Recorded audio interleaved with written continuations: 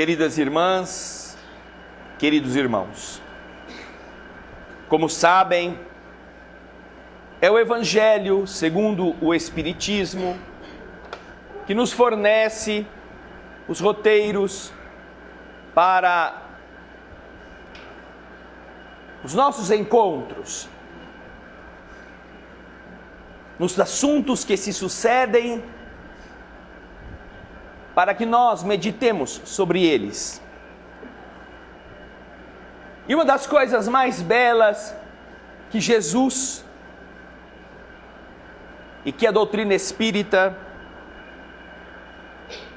demonstram àqueles que procuram este caminho espiritual da vida e que infelizmente não é aproveitado por alguns outros caminhos que se dizem cristãos, mas uma das belezas diamantinas da mensagem do Senhor é exatamente a mensagem que endereça o Cristo ao coração da gente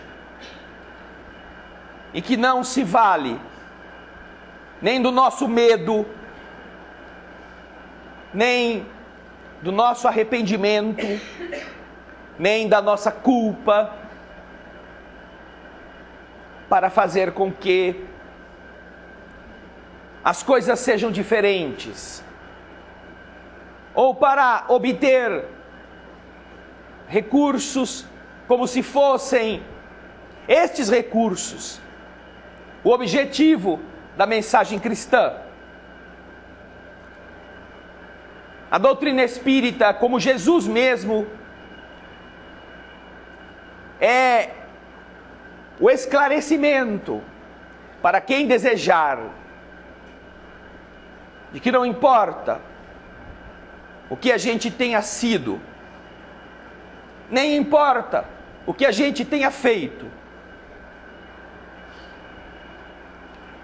no mal ou no bem. Importa que, por pior que já tenhamos sido,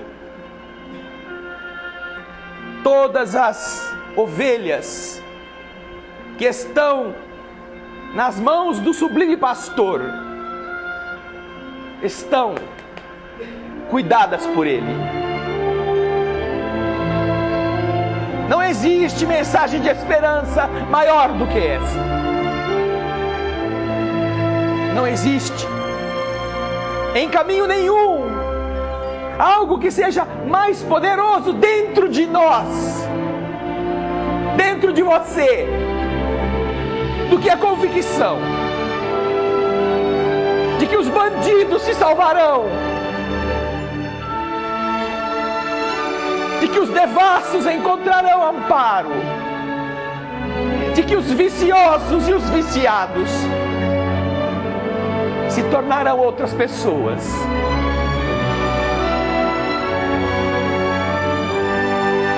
Porque muitos temem que, tendo escorregado uma vez, duas ou três, já não sejam dignos de serem filhos de Deus, mereçam a companhia agressiva e nefasta dos seres demoníacos, das entidades inferiores, dos espíritos obsessores. Muitos acreditam que a ordem da evolução se baseia no chicote, no espinho, que deve ferir a criatura que erra, quando nós mesmos já entendemos que quando alguém está errando, ela está mostrando onde ela precisa de ajuda. E as próprias escolas, nos conceitos modernos da pedagogia, ao invés de se sentirem prazerosas com a reprovação dos alunos, mas se desdobram para que estes alunos consigam vencer, dando-lhes novas chances, melhorando a qualidade e a intensidade das lições, aplicando sobre eles métodos que favoreçam o aprendizado, se aqueles primeiros não foram aproveitados. Porque a escola, no conceito teórico, ela é a expressão da vivência familiar. Porque a primeira escola da alma é o lar. E nesta escola da família, encontramos esse mesmo princípio, esse mesmo conceito. Qual é ele? Você que é chefe de família, você que é mãe ou que é pai, e que tem 2 filhos, você observa o desenvolvimento de ambos, mas percebe que um deles tem mais facilidade, um deles é mais responsável, um deles compreende melhor as lições, tira melhores notas, mas o outro, ainda que ele não seja um indivíduo ruim, ele é mais lerdinho, ele é mais preguiçoso, ele é mais difícil de entender. E se você é um bom chefe de família, homem ou mulher, não importa, é claro que você dará as mãos para parabenizar o filho que vai bem. É claro que você o premiará com as coisas boas, os elogios, mas será com o outro que você vai perder as suas horas de sono para acompanhar a lição. Será com o outro mais frágil que o seu amor será mais devotado, que você consumirá os seus recursos que estavam guardados para outras coisas, para lhe pagar um professor particular, para ajudá-lo a se reerguer. Será com este mais frágil que o seu amor se desdobrará. E às vezes isso até causa ciúme no outro, que é um bom aluno, que é um filho que não dá trabalho, que se acha então tratado com um desdém, porque o outro que não faz as coisas certinho está recebendo mais atenção do que ele. Essa é a boa notícia, que nós nos esquecemos, porque vivemos sendo levados pela vida, pelas notícias ruins, pelos comentários inferiores, pelas ameaças. Se nós vivemos muitas vezes, como a doutrina cristã espírita nos explica, já vivemos em inúmeras encarnações ameaçados pela força do diabo, pela ação do pecado. Traumatizamos-nos na demonstração afetiva, por termos sexualizado todas as coisas, e agora, vidas depois de vidas, carregamos em nós as marcas inferiores dos desajustes do afeto, vincados em nosso espírito pelas práticas clandestinas, pecaminosas, pela consciência ameaçada pelo desequilíbrio, em função exatamente desse tipo de entendimento grotesco, de que para ganharmos o paraíso tínhamos que ter medo do inferno. Isto é fácil ser entendido quando estamos educando bebês para que não cometam certos desatinos, crianças ainda que não sabem direito discernir, e então você fala para eles sobre historinhas do bicho papão, sobre Saci Pererê, a mula sem cabeça. E é tão isso comum que vocês já imaginaram aquelas letras de músicas que a gente canta para os filhos ou que a gente escutou quando era criança, músicas para você dormir. Imagina só que coisa linda, você ouvindo assim a sua mãe cantando para você: boi, boi, boi, boi da cara preta. Nossa, que sonho maravilhoso você vai ter.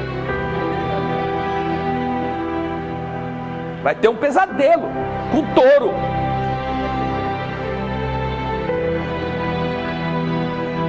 E sempre essas músicas: o cravo brigou com a rosa. Imagina, o cravo saiu ferido e a rosa despedaçada. Nossa, isso é uma tragédia. E todas as músicas de são lindinhas, mas traumatizam, porque vem trazer para o nosso consciente essas guerras, essas ameaças que Jesus nunca usou, nunca. E se nós formos no Evangelho, vamos encontrar histórias lindas que estão lá contadas por Jesus ou por aqueles que o seguiram. Havia um rapaz, vocês já ouviram isto aqui ou em algum lugar, mas vale a pena a gente relembrar. Um rapaz que tinha um pai muito rico, e esse homem muito rico era muito bondoso, era dono de uma fazenda. E esse rapaz, por ser assim filho de um homem rico,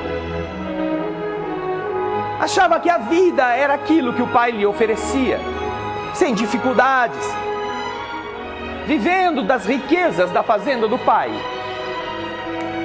Um belo dia, cansado das disciplinas, de ter que levantar cedo, administrar a fazenda, olhar o gado, ver se colocaram o adubo na terra, coisa que o filho mais velho fazia sempre, este que era o moção, o filho mais novo, não gostava muito de compromisso. E então ele chega para o velhinho e fala assim: olha, ô velho, não curto muito esse negócio de ficar vendo cana de açúcar, se o boi já comeu, se já lambeu o sal, não curto esses negócios. Eu quero emoções, adrenalina. Não foi bem assim que está lá no Evangelho, mas se nós falássemos hoje, seria mais ou menos assim: quero adrenalina pura, vivendo perigosamente, emoções fortes. Então faz uma coisa, você me dá minha parte na herança. Olha a presunção do imbecil. Herança significa o quê? O que significa isso? Vá de reto, Satanás? Não, é cruzinha. Morreu. Quem morre deixa herança. Quem não morre ainda não dá origem a herança nenhuma. Mas o ignorantezinho achava que por ser filho do homem, ele tinha direito à herança antes que o homem morresse. Coisa que é muito comum entre os vivos de hoje. Então ele foi até o pai, que o ouviu compreensivelmente, que ouviu com paciência, e que ao invés de explicar para o filho que ele não tinha nenhum direito a herança nenhuma, porque ele ainda estava vivo, o que fez o pai? Deu ao filho a parte que lhe cabia. E o filho então foi viver a vida perigosamente, foi fazer o que tinha vontade, foi desfrutar, foi viajar, foi passear, e quanto ele tinha de dinheiro, ele patrocinava tudo para aqueles que estavam do lado dele. E ele era muito bom,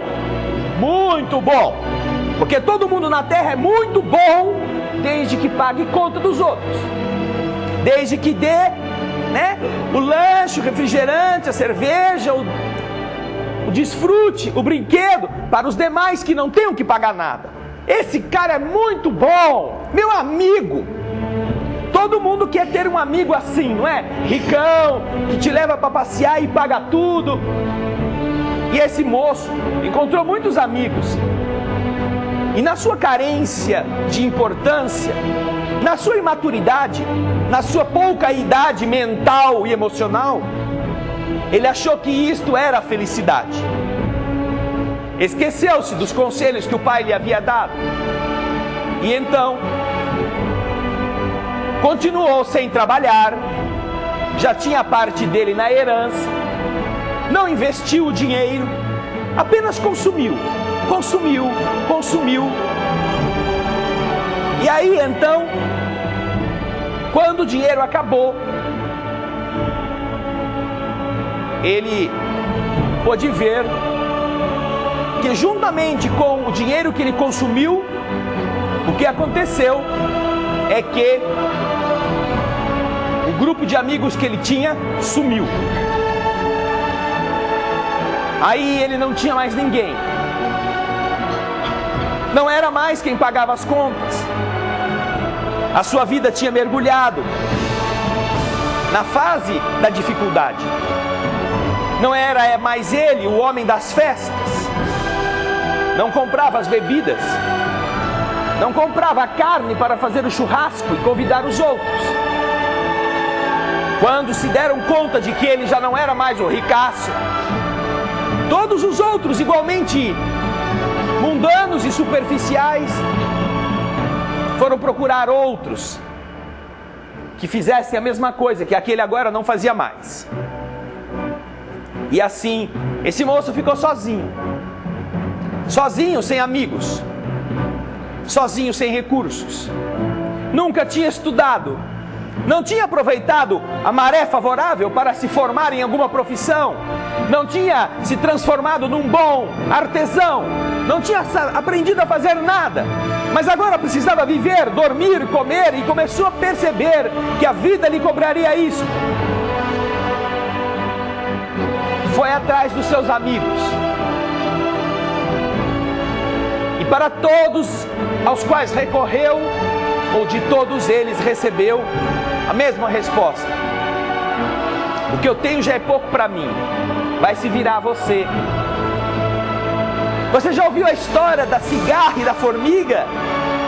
Aí todo mundo sabe dar uma lição de moral naquele tolinho que se vê agora passando necessidade, sem ninguém a lhe estender a mão. Esse moço então começou a sofrer. Começou a sofrer. Culpa de quem? Culpa do pai?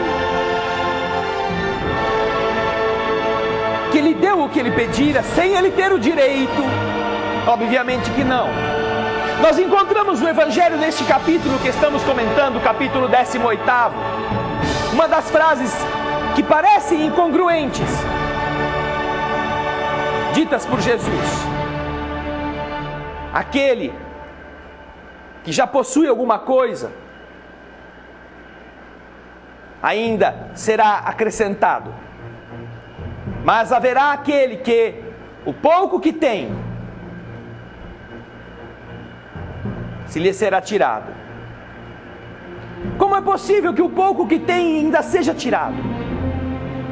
E nós encontramos nessa história o entendimento disto. O rapaz se achava muito importante, mas não tinha nada. Tinha talvez algumas moedas, mas não tinha sequer o entendimento de que aquilo se consome com o tempo, que naturalmente a vida irá derreter este valor se ele não multiplicá-lo, se ele não se esforçar. Então o pouco que ele tinha, ele acabou perdendo na loucura, na esbanjação, na falta de juízo. Como aliás acontece com muitos de nós, que temos a ambição maior do que o bolso, que temos a inveja maior do que a prudência, e que porque a nossa cunhada, o nosso cunhado, o nosso vizinho adquiriu alguma coisa, o bichinho do rã-rã sobe e vai para dentro dos seus miolos e começa a escavar. Eu também quero, eu também quero, eu também quero, eu também quero. E faz você, ou você se deixa levar para comprar aquilo que você não precisa. Querem ver só como é verdade? Dos que estão aqui hoje, em todas as salas, eu gostaria que levantasse a mão quem já comprou alguma coisa que não precisava. Pode levantar, porque tem que sair na televisão. Podem ver, ó. E aqui é igual. Estão vendo? Nós compramos o que não precisávamos. Parecia que na hora a gente tinha a bufufa. Mas depois que a gente fez aquelas prestações intermináveis, aí começa o problema. Aí um fica doente, aí o carro quebra, aí pega fogo na casa, aí o cachorro precisa ir para o veterinário. E você não contava com isso, mas comprou, né? Comprou um elefante branco, porque é moda agora ter um elefante virado de bumbum para a porta da sala, de mármore ou de porcelana. Ai, mas a minha cunhada comprou um igual, quero comprar um maior. E aí veio o caminhão com mulk trazer um elefantinho para pôr dentro da sua sala. E a conta para pagar em 24 prestações. E aí a primeira coisa que você fez depois disso foi fazer um jantar e convidar aquela que tem um elefante que agora vai parecer um rato perto do seu. Isso não é elefante, isso aí é um porquinho. O meu é um elefante. Mas que maldita hora eu resolvi comprar um elefante agora que o cachorro teve um acesso de tosse, engasgou com o osso, tenho que levar para fazer uma cirurgia de emergência.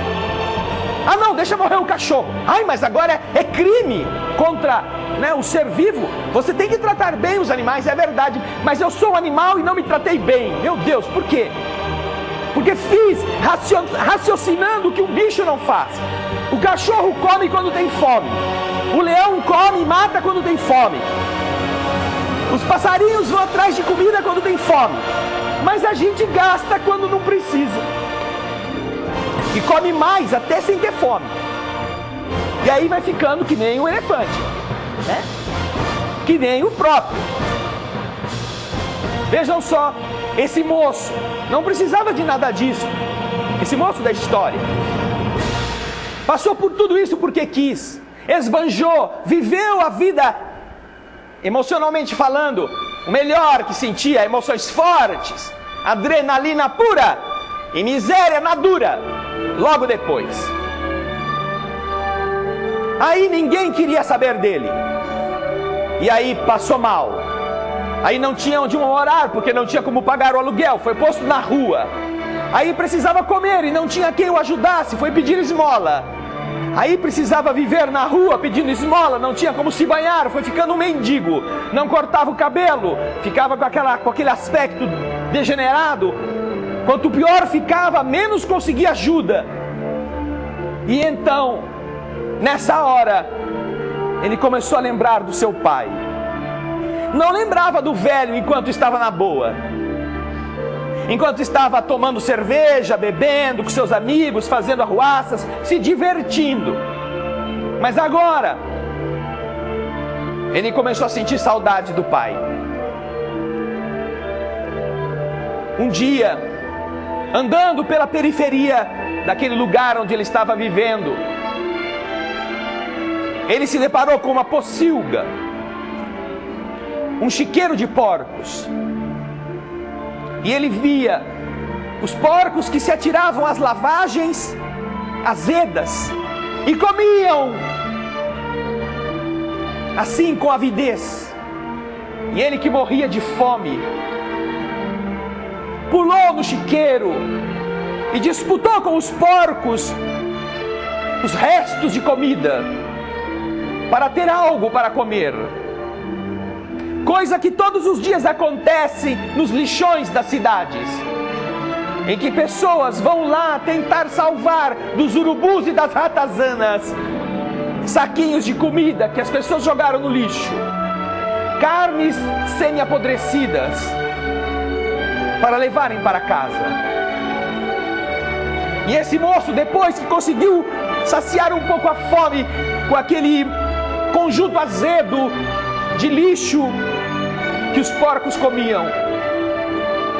Sentou-se debaixo daqueles puxadinhos onde os porcos depois dormiam, pachorrentos, gordos. E aí ele pensou de novo no seu pai. Ele pensou nos empregados do seu pai, nos servos da fazenda do seu pai, naqueles mais humildes que ele mesmo, quando estava lá, desprezava, porque achava que eram criaturas de categoria inferior.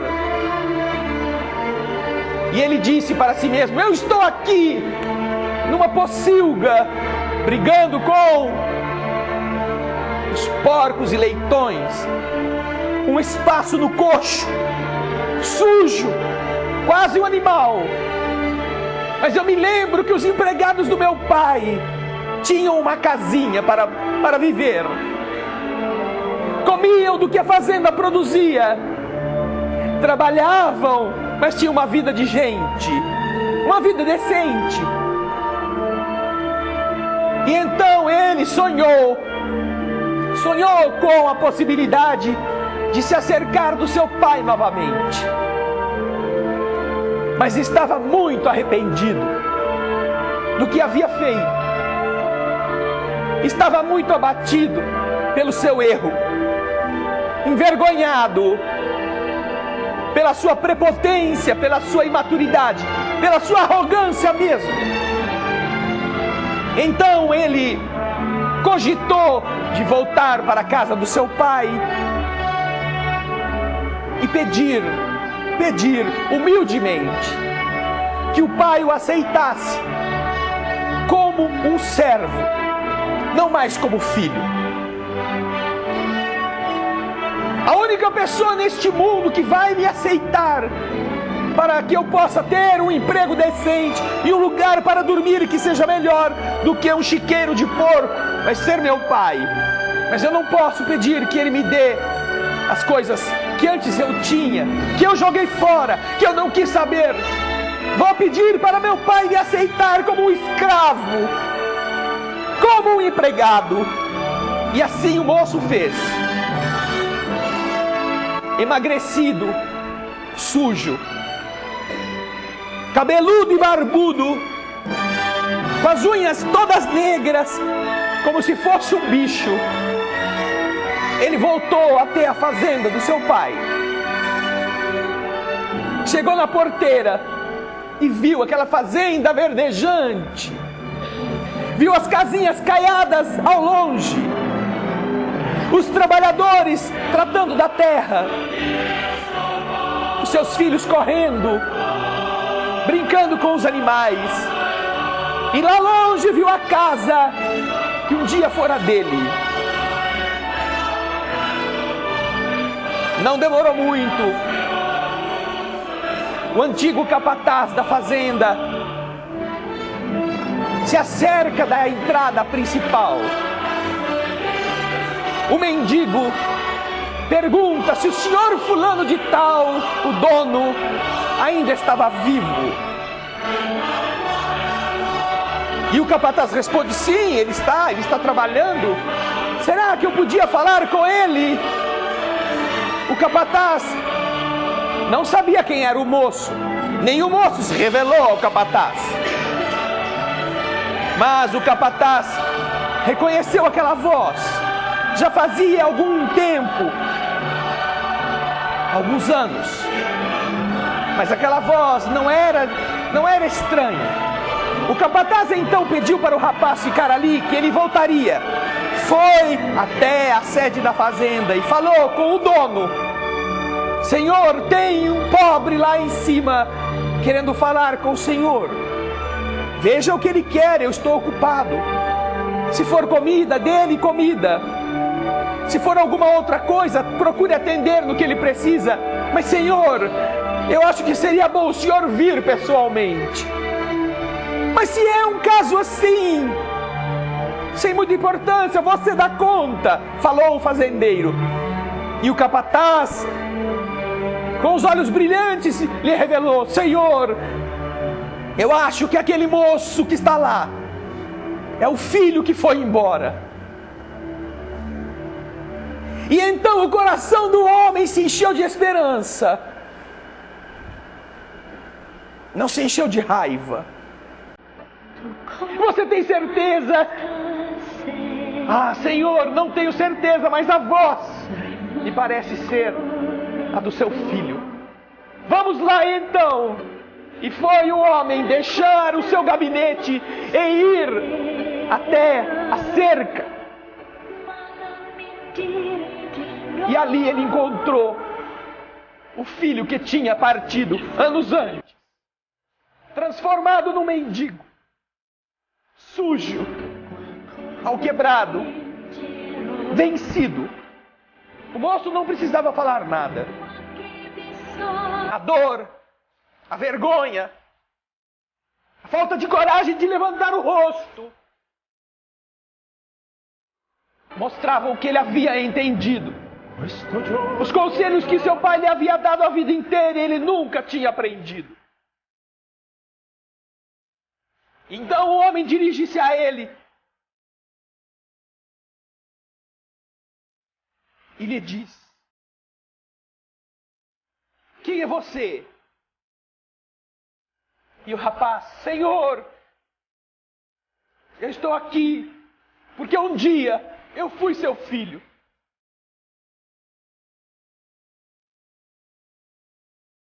Mas agora que eu descobri que o único amor verdadeiro que já existiu para me ajudar foi o que está no seu coração, que eu aprendi que nem o dinheiro, nem a companhia, nem a bebida, nem o vício, nem o prazer são capazes, como não são, de me preencher de esperança. Eu que fui abandonado, eu que fui esquecido, eu que me deixei neste caminho ser vencido pela minha ignorância, eu que comi com os porcos e com eles estava dormindo, venho aqui para lhe pedir que me aceite, não mais como seu filho, que me aceite como seu escravo, porque lá com os porcos eu me lembrava que os seus servos eram melhor tratados do que aqueles que estavam no mundo, entregues às coisas do mundo. E o velho, então emocionado, mandou o capataz abrir a porteira. E esquecendo-se do que o filho lhe havia dito, foi até ele de braços abertos e lhe disse: meu filho, que bom que você voltou. Que bom. Mas eu estou aqui, disse o rapaz. Eu estou aqui para lhe pedir apenas que me aceite como servo. Meu filho, você não imagina a alegria no coração do seu pai de tê-lo de volta.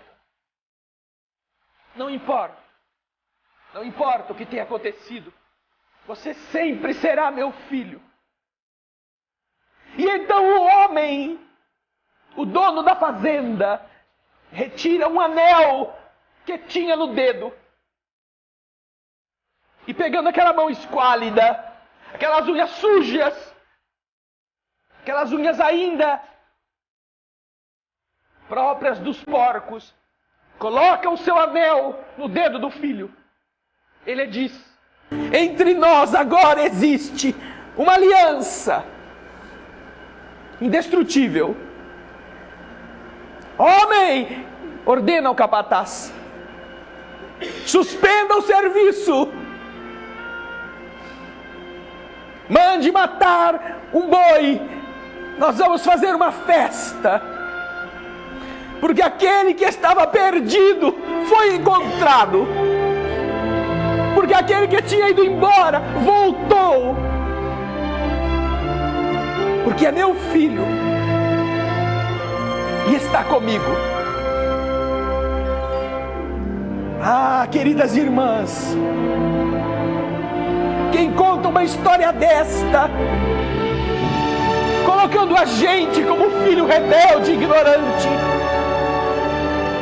que resolveu dar as suas cabeçadas, imaginando-se detentor da herança divina, de um corpo saudável, da juventude rica, da facilidade, da beleza, e que sai pelo mundo atirando-se aos sabores da vida. Quem nos contou a jornada triste desses rapazes e moças inconsequentes e doidivanas, que depois têm que recolher o fruto amargo das suas escolhas, que depois são abandonados por aqueles que pensavam amá-lo, que depois passam fome, passam frio, que depois se veem atirados ao relento, que tem que bater a porta e pedir migalhas, pedir esmolas. Quem contou essa história não se esqueceu de dizer que mesmo depois da vergonha, o Pai continua achando a gente filho dele.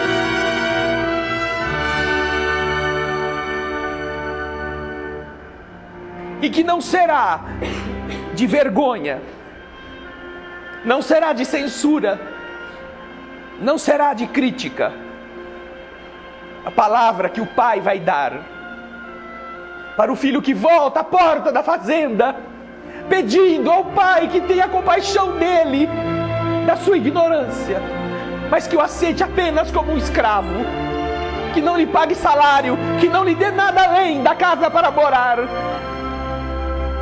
e do pão para comer. E no coração do Pai, o filho descobre que aquele é o momento da felicidade, porque antes o Pai estava sofrendo de saudade. O Pai sentia falta do filho que tinha partido. O Pai nunca o havia esquecido. E o Pai estava esperando o momento de abraçá-lo, mesmo sujo, mesmo mal cheiroso. Aquele foi o momento da felicidade soberana do dono da fazenda. Aquilo que estava perdido foi encontrado. Vamos fazer uma festa. Vamos convidar todos os vizinhos, todos os amigos. Porque é assim que o Pai que nos ama trata de nós quando a gente volta para Ele. Mesmo que tenhamos um câncer, mesmo que tenhamos a dor moral da perda, mesmo que carreguemos em nós as decepções afetivas, mesmo que a nossa consciência pese, que tenhamos nos desgastado nos vícios, que tenhamos cometido atrocidades, que tenhamos traído as pessoas que confiaram em nós, mesmo que nós tenhamos semeado espinhos e lágrimas, a porteira da fazenda do Pai está sempre esperando que o filho regresse. Quem contou essa história para nós, colocando-nos como filhos e colocando Deus como Pai generoso, jamais poderia desejar que nós chegássemos a essa fazenda ou ao paraíso por medo, pela culpa, pelo interesse. Este paraíso, esta fazenda e este Pai generoso são encontrados somente por uma coisa verdadeira, uma coisa sincera: o nosso arrependimento. Basta isso. Basta que nos arrependamos do que fizemos. Basta que reconheçamos que nós não agimos como devíamos. Basta que nós procuremos nos acercar do Senhor sem as fantasias mentirosas do mundo. e mais do que uma casinhola e um pedaço de pão amanhecido, Deus manda fazer uma festa, porque sente a satisfação de ter de volta o que havia se perdido. Esse mesmo que contou essa história, que chega até nós na parábola do filho pródigo, ele próprio testemunhou na sua vida o que significa este amor sem condição. Está crucificado entre dois ladrões, entre dois malfeitores, entre dois bandidos, um à sua direita e outro à sua esquerda. Depois de ter passado a noite em claro, de não ter comido, de não ter bebido, de não ter dormido, de ter apanhado, de ter sido lanhado o corpo todo, de ter carregado uma tora de madeira até o lugar onde seria assassinado, está agora pregado nessa cruz que nós conhecemos como provavelmente a maior vergonha que pesa sobre nossas almas. E os dois ladrões ao seu lado, sobre a sua cabeça, uma placa na qual se escrevia a principal acusação. E lá estava escrito: Jesus de Nazaré, Rei dos Judeus, que era o que os fariseus usaram para acusá-lo de heresia contra Roma,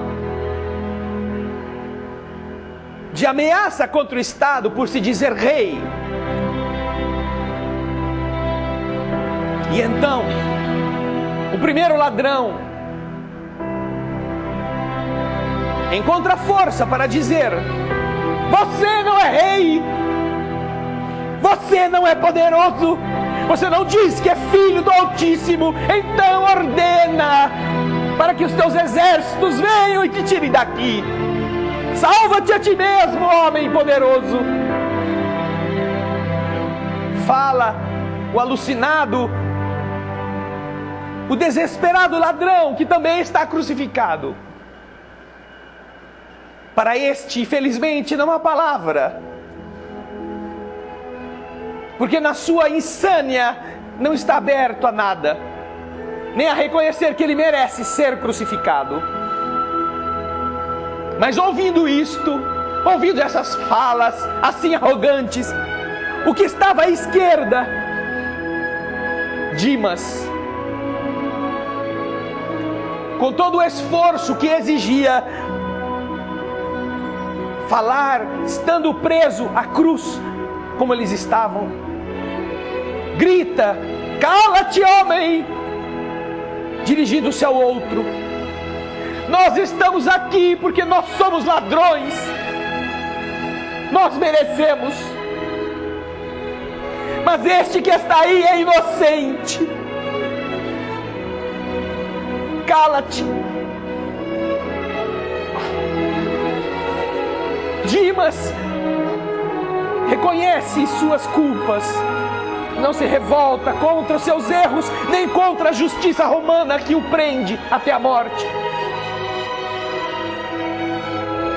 E então, humildemente, como esse filho errado, como esse filho que abusou das suas potencialidades, que se atirou na marginalidade, que tomou dos outros o que não era dele, que fez mal, que fez sofrer, este olha para o homem inocente e apenas lhe diz: Senhor, recorda-te de mim. Ele não pede que o Senhor o salve, ele não pede que o Senhor tenha compaixão, que o Senhor faça algum milagre para acabar com o seu sofrimento. Dimas apenas pede: Senhor, recorda-te de mim, lembra-te de mim. Que pedido mais bonito. Nós estamos aqui pedindo que Deus nos cure, que nos dê dinheiro, que resolva nossos problemas, os problemas que nós inventamos para nós, comprando o que nós não precisávamos. Estamos aqui pedindo que Deus resolva as dificuldades da nossa família, que surgem pela falta da nossa paciência. Mas esse coitado, bandido, ladrão, pede que Jesus apenas se lembre dele. Quando foi que nós rezamos a Deus e pedimos isso nas nossas preces? Pai, lembra-te de mim. Eu não valho nada, eu sou ladrão, eu mereço a dor que estou tendo, mas lembra-te de mim. Mas esse moço pede só isto. Parece aquele moço pobre, miserável, na porta da fazenda. Senhor, eu quero ser o seu escravo, só isso. Me dá uma casinha para morar e um pedaço de pão para comer. Não precisa se dirigir a mim como seu filho. Faça de conta que eu não existo. Eu trabalharei de sol a sol, sem pedir o salário, pela sua alegria de estar aqui do seu lado. Esse moço faz a mesma coisa que o filho pródigo. Senhor, recorda-te de mim. E então, para nossa surpresa, nós que julgamos todas as pessoas, todos os malfeitores, nós que achincalhamos com o erro de quem cai no crime, de quem cai na prostituição, de quem cai nos equívocos morais, nós que temos sempre uma crítica na ponta da língua, nos envergonhamos de escutar Jesus olhar para o moço e dizer o que disse do alto da cruz. Senhor, recorda-te de mim. Em verdade te digo que ainda hoje estarás comigo no paraíso. O moço pede tão pouco e recebe tanto mais do que podia julgar receber. Quando é que nós vamos aprender? Quando é que nós vamos aprender a não ter medo de viver? A viver pela satisfação de ser filho de Deus, do generoso Criador de todas as coisas, de não nos deixarmos massacrar pelos erros de ontem, de estarmos diante da verdade e dizer com simplicidade: Senhor, lembra-te de mim. Eu não valho nada, sou um ladrão também, sou um malfeitor, mas quero ser melhor. Não existe força maior dentro da nossa alma do que a gente entender que vem um fazendeiro pessoalmente nos receber, nos abraçar, vem colocar no nosso dedo o seu anel e reconhecer: você era o filho que estava perdido e que foi encontrado. É de você que a fazenda do Pai precisa. Você que está aqui, esqueça-se dos porcos, esqueça-se da lavagem do passado, esqueça-se do erro, mas não se esqueça do amor que te recebe como um filho amado, pelo bem que agora na fazenda do Pai, o Pai precisa que você viva e você faça. Este é o único sentido de existir uma igreja, o único sentido de existir uma crença, o único sentido de a gente ser filho de Deus é não ter medo de viver aquilo que o Senhor preparou para que vivêssemos. E é isso que nós gostaríamos muito, que este capítulo, muitos os chamados, poucos os escolhidos, neste trecho hoje comentado, pudesse ficar marcado no coração de cada filho, de cada irmã, de cada irmão. Todos estamos sendo chamados à fazenda do Pai. Agora precisamos ver quais são aqueles que aceitam se acercar dela, por reconhecerem que não encontraram no mundo nada melhor, que estão cansados do que o mundo dá, que estão fatigados das pressões e do quanto custa viver no mundo dos homens. Porque enquanto a gente não estiver cansado das ilusões, nós adiaremos a escolha. Nós não seremos escolhidos porque não quereremos ser escolhidos. Nós perderemos o pouco que já temos, porque continuaremos comprando coisas que não precisamos, fazendo coisas que nos destroem, acabando com a pouca felicidade que temos, porque não entendemos aonde ela está.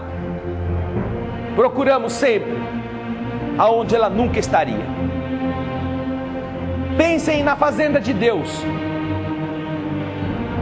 como sendo o convite, o chamamento.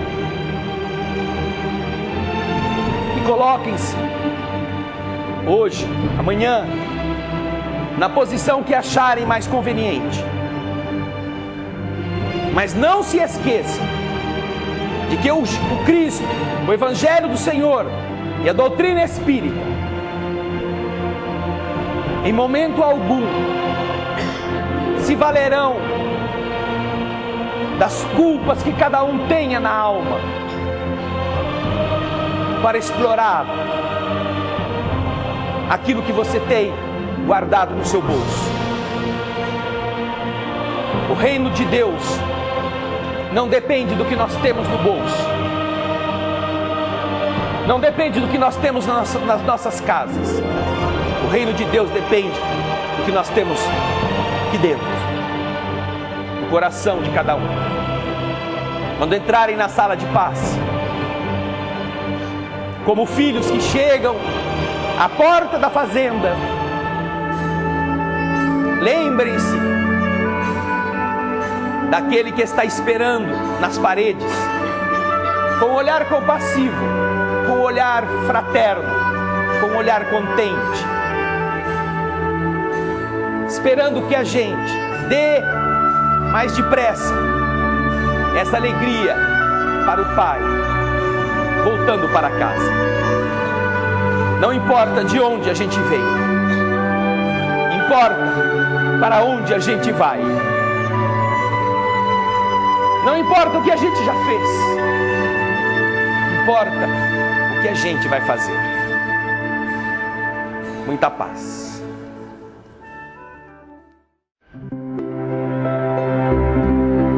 Querido Mestre,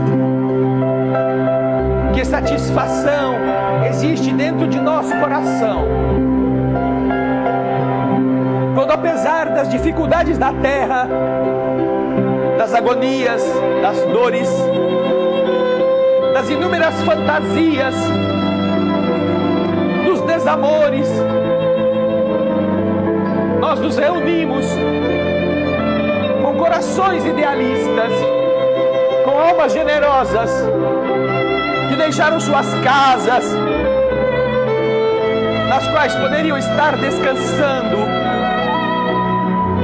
que às vezes não foram para suas famílias, porque vieram primeiro conversar contigo, sentir o abraço amigo desses espíritos que nos querem tão bem. Senhor, que alegria pode ser maior do que unirmos-nos em prece por um mundo melhor, um mundo que começa a germinar sobre a terra calcinada do egoísmo que a queria destruir, como se depois do incêndio tremendo, sob cinzas e carvões, as sementes eclodissem com o verdor pujante, melhorando o panorama, para logo depois cobrir com seu verdor aquela campina ressecada e escurecida. Ah, Senhor, qual pode ser maior a alegria de nossa vida do que estarmos unidos, não para sermos superiores aos demais, não para competirmos em certames de importância religiosa, não para sermos iguais a seitas que no passado se matavam, mas para entendermos que podemos a cada hora fazer um mundo diferente, começando de dentro da gente. Nós sabemos que você precisa de soldados melhores do que nós, de heróis como foram os que aceitaram morrer para testemunhar a verdade na qual criam. Mas, Senhor, se a gente não pode ser um exemplo de soldado de valor, ao menos, Jesus, estamos aqui carregando em nossas mãos não mais a clava, a foice, a espada, o fuzil. Estamos carregando as mãos vazias de armas, mas cheias de vontade de servir. Soldados que aceitam o desafio da vida, porque sabem que Deus já lhe preencheu o cantil com a água da vida imortal, que o teu amor, Jesus, nos deu o pão da esperança, do otimismo, que não nos vai deixar famintos, e que diante de nós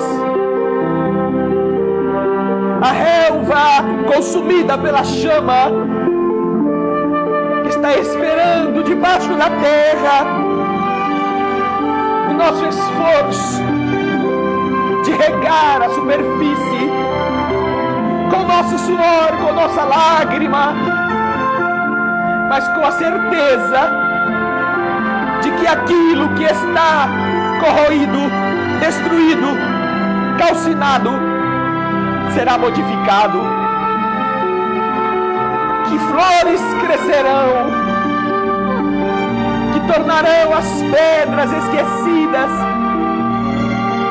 e que de tal forma embelezarão o horizonte da vida que poucos acreditarão que um dia a terra já foi um mundo de prova e expiação. Obrigado, Senhor, porque a tua mensagem não é a do veneno, a da intimidação, não é a da dor, é a da coragem, é aquela que faz de cada um servidor especial. É aquela, Senhor, que transforma a gente por inteiro, de incendiário em bombeiro, com a água da esperança, que ao mesmo tempo em que apaga a chama, molha a terra para que o verdor apareça. Que bom, Senhor, que estamos aqui para orarmos juntos. E se você com 12 transformou o mundo, imagina, Senhor, se nós aprendermos a ser um pouco do que eles foram. Por isso nós te agradeceremos. Por isso, do fundo da alma, felizes, nós cantaremos este que é o cântico da coragem e do bem. Almas do céu, ouvi.